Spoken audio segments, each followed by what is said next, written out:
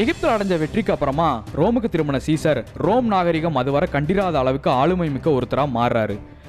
அவரோட வளர்ச்சியாலையும் சாதனைகளாலையும் ஏற்பட்ட பொறாமை மற்றும் பயத்தால் புரூட்டஸ் மற்றும் கேஷிஸை உள்ளடக்கிய அவரோட எதிரிகளால் கிமு 44 சீசர் கொல்லப்படுறாரு. சீசரோட மரணத்திற்கு பிறகு அவரோட உறவினரான மார்க் ஆண்டனி சீசரோட மருமகனான ஆக்டேவியன் கூட ஒரு கூட்டணியை உருவாக்குறாரு.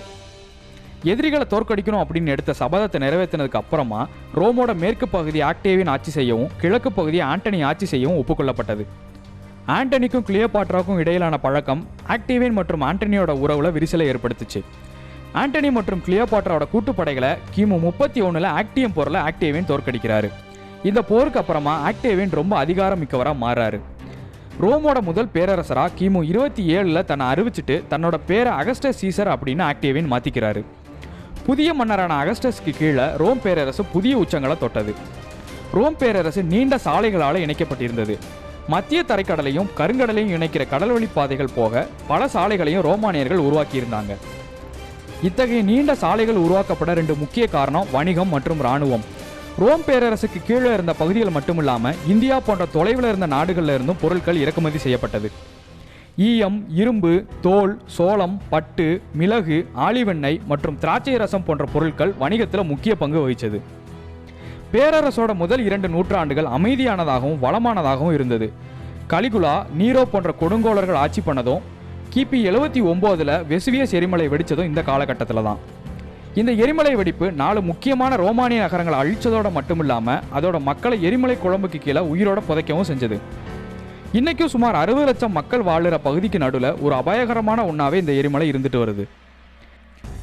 பேரரசோட வடக்கு திசையிலிருந்து ஜெர்மன் பழங்குடிகளாலையும் கிழக்கில் இருந்து பெர்சியர்களாலையும் ரோம் தாக்கப்பட்டுட்டே இருந்தது. நாட்டுக்குள்ள அமைதியை நிலைநாட்ட இராணுவத்துக்கு ஏராளமான செலவு பண்ண வேண்டி இருந்தது. 3வது நூற்றாண்டில் ஏற்பட்ட உள்நாட்டு குழப்பம் மற்றும் பொருளாதார மந்த நிலையால் நிலையான அரசாங்கம் அமைய முடியல. இராணுவ தளபதிகளும் மன்னராகணும் அப்படின்ற ஆசையோட தங்களுக்குள்ள சண்டை போட்டுட்டே இருந்தாங்க. கிபி 285 நிர்வாக வசதிக்காக அப்ப இருந்த அரசர் டயக்ளீசியன் ரோமானிய நிலப்பகுதியை மேற்கு ரோமானிய பேரரசு மற்றும் கிழக்கு ரோமானிய பேரரசு அப்படின்னு 2ஆ பிரிக்கிறாரு.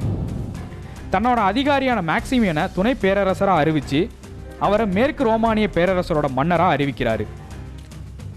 கிபி 312 டயக்ளீசியன் இறந்ததுக்கு அப்புறமா மன்னராக பொறுப்பேற்ற கான்ஸ்டன்டைன் தலைநகரத்தை ரோம்ல இருந்து பைசாண்டைனுக்கு மாற்றம் செய்கிறாரு. அதுதான் பின்னால கான்ஸ்டான்டினோபிள் அப்படின்னும் இன்னைக்கு இஸ்தான்புல் அப்படின்னும் அழைக்கப்படுது. கிறிஸ்தவ மதத்தை பின்பற்ற ஆரம்பித்த கான்ஸ்டன்டைன் அந்த மதத்தில் சொல்லப்பட்ட புனித கதைகளை எல்லாம் தொகுத்து இன்னைக்கு பைபிள்னு அழைக்கப்படுற நூல் உருவாக முக்கிய காரணமாக இருந்தார். கிறிஸ்தவ மதத்தில் ஆழ்ந்த நம்பிக்கை வச்சிருந்தாலும் மற்ற மத நம்பிக்கையுடைய மக்களை சகிப்புத்தன்மையோடையே அவர் நடத்தினார். இதுக்கப்புறமா கிறிஸ்தவ மதம் ரோமோட மதமாக மாறிச்சு. மேலும் கான்ஸ்டன்டைன் இராணுவம் மற்றும் பொருளாதார சீர்திருத்தங்களையும் மேற்கொள்றாரு. இதோட விளைவா உள்நாட்டு வணிகத்தாலையும் இந்தியா போன்ற ஆசியாவோட மற்ற அண்டை நாடுகளோட வணிகத்தாலையும் ரோம் செழித்து வளர்ந்தது. அதே சமயம் ஒற்றுமையா இருக்கிறதுக்கு பதிலாக கிழக்கு மற்றும் மேற்கு ரோமானிய பேரரசுகள் யார் பெரியவன் அப்படின்னு போட்டி போட்டுட்டு இருந்தாங்க. அந்த நேரத்தில் தொடர்ந்து போர் தொடுத்துட்டு இருந்த ஜெர்மன் பழங்குடிகள் மேற்கு ரோமோட கடைசி அரசரான ரோமுலஸ் அகஸ்டஸை கிபி 476 தோற்கடிக்கிறாங்க. இந்த தோல்விக்கு அப்புறமா மேற்கு ரோமானிய பேரரசு முடிவுக்கு வருது. ஆனால் பைசாண்டைன் பேரரசு அப்படின்னு அழைக்கப்பட்ட கிழக்கு ரோமானிய பேரரசு அடுத்த 10 நூற்றாண்டுகளுக்கு வெற்றிகரமாக தொடர்ந்து கடைசியில் ஓட்டமன் பேரரசால் கைப்பற்றப்பட்டது. ரோமானியர்களோட தாக்கத்தை இன்னைக்கு உலகத்திலையும் நம்ம பார்க்கலாம்.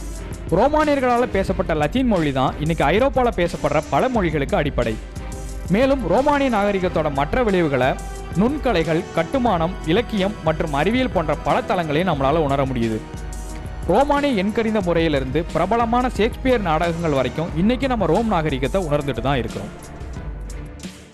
இந்த வீடியோ பார்த்ததுக்கு ரொம்ப நன்றி. மேலும் இது போன்ற இன்ஃபோர்டைன்மெண்ட் வீடியோஸ்க்கு பிளாக் ஸ்டோரி தமிழ் சேனலை ஃபாலோ பண்ணுங்கள்.